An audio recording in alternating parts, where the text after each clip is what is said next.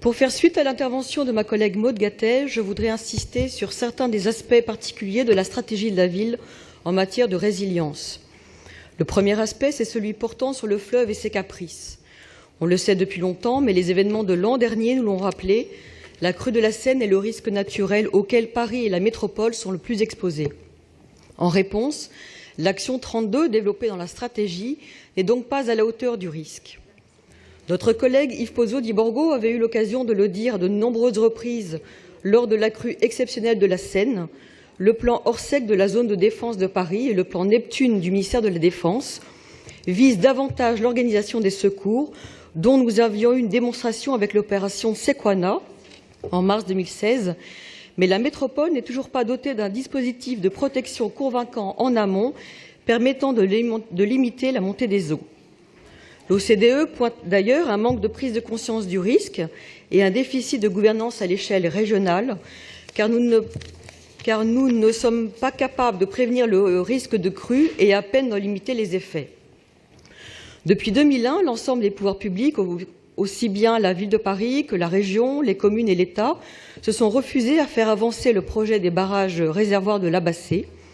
Paris devrait pouvoir remettre cette question au centre de ses priorités, car l'impact économique d'une crue centennale, c'est-à-dire à peu près 100 milliards, serait très difficile à absorber. Par davantage de prévision, de simulation et d'anticipation, donc de réelles actions de prévention, le plan stratégique pourrait être efficient. La question du management du risque et de l'urgence doit être également posée, et je regrette ici que le rôle de la BSPP ou de la protection civile soit à peine évoqué. Sur un autre aspect que nous aurions aimé que des mesures plus concrètes soient proposées sur la cyber-résilience. C'est un axe stratégique qui est à travailler notamment avec des grandes institutions, des entreprises, des banques ou des assurances, car il y a un véritable défi à relever pour répondre à un des nouveaux enjeux du XXIe siècle. Le second aspect que je souhaite aborder, c'est celui de la métropole, qui est aussi concernée que Paris par la crue de la Seine, mais aussi par les réseaux de distribution d'énergie, par l'aménagement économique et social, par les questions de climat ou d'énergie. Madame la maire, dans le plan, vous nous indiquez que l'élaboration d'une vision et de solutions communes de résilience entre les différentes échelles de territoire est indispensable, et nous y souscrivons.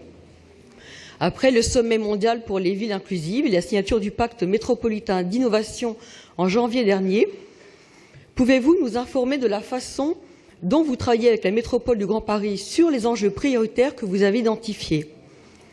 De même, et Maude Gattel l'a souligné, le plan stratégique comprend un long développement sur le boulevard périphérique qui structure aujourd'hui les échanges de Paris avec la métropole et qui constitue un axe indispensable de l'évacuation routière de la ville de Paris en cas d'urgence. Vous prenez des options sur sa transformation. Avez-vous auparavant concerté la métropole? Quid de la MIE demandée par le groupe des radicaux et qui devrait débuter sur le sujet à la fin d'année?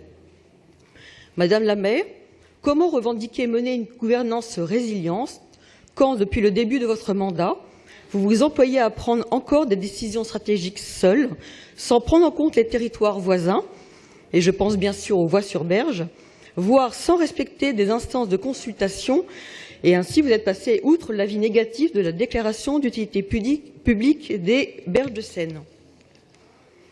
Sur la coopération avec les territoires, enfin, je rappelle que les arrondissements sont toujours aussi peu associés ni aux décisions ni à la gestion effective des politiques publiques. La ville de Paris restant particulièrement centralisatrice en la matière. Alors, si ces annonces d'une plus grande concertation avec le territoire étaient l'aiguillon d'une nouvelle approche pour la seconde partie de votre mandat, nous ne pourrions que saluer cette évolution. Je vous remercie.